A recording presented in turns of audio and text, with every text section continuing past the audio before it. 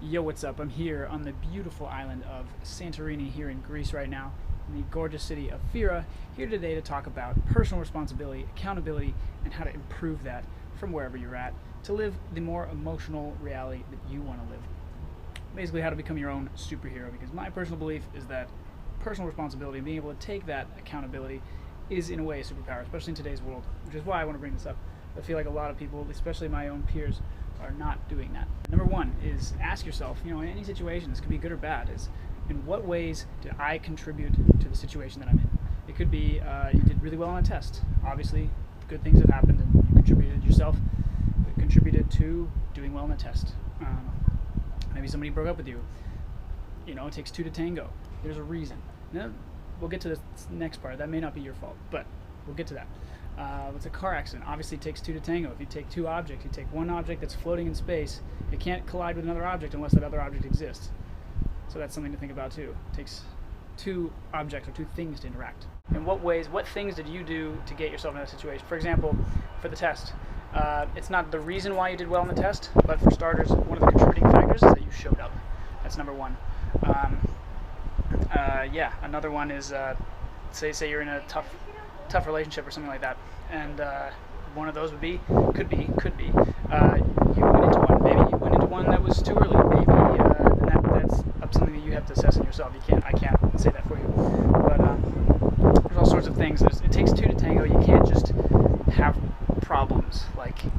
You can in yourself, but it's always in reaction to something that comes in or around you. There has to be, for a problem to happen, you have to have somebody that's dealing with it and someone that's giving it out, right? Another one is, number two, is ask yourself what kind of things happen outside of your control. What did I not have? Like in a car accident, obviously, you don't have any control over what someone's doing in the car beforehand. There's no way you could possibly know if that person wasn't texting or if they were out to get you or anything like that. There's no possible way for you to know what that person is doing.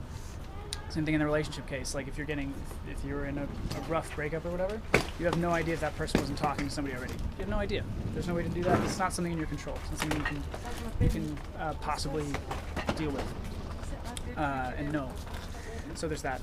And then number three is finally just accepting and understanding and accepting that these things have happened, and then learning to let them go. Learning to differentiate between things that you can control and things that you can't control is extremely important in releasing sort of that tension that I notice that people get often when you talk about taking responsibility. Oh, maybe you should take responsibility for that. Oh no, I don't want to do that. Why? Because then they might be responsible. But here's the catch. Instead of being a debilitating experience, taking responsibility for something can actually be incredibly empowering, incredibly liberating.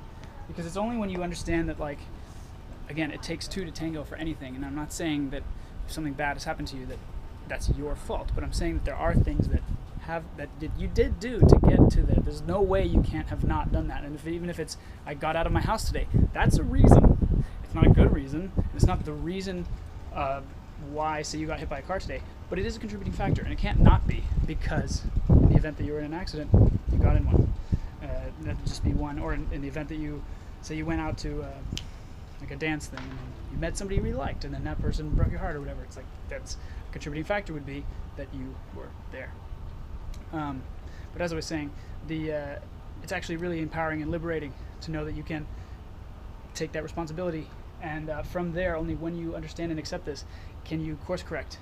And that course correction is extremely important, because if you don't course correct, you're going to do the same thing again and again and again. And that to me is why it's, I got my Spider-Man shirt on here. That to me is why personal responsibility is basically a superpower, especially in today's world, where we want to point fingers and blame at everyone. I see it all over the place, politics, internet, just day to day. Just road rage. That's basically what that is. It's okay, well, maybe are you also going fast? Ask yourself that question first before you suffer and you sit in a state of angst and anger. It doesn't help you. It puts you in a state of suffering for literally no reason. But anyway, with that said, peacing out of here, off to Athens, and that's all I really wanted to say. So with that said, I'll see you guys next time.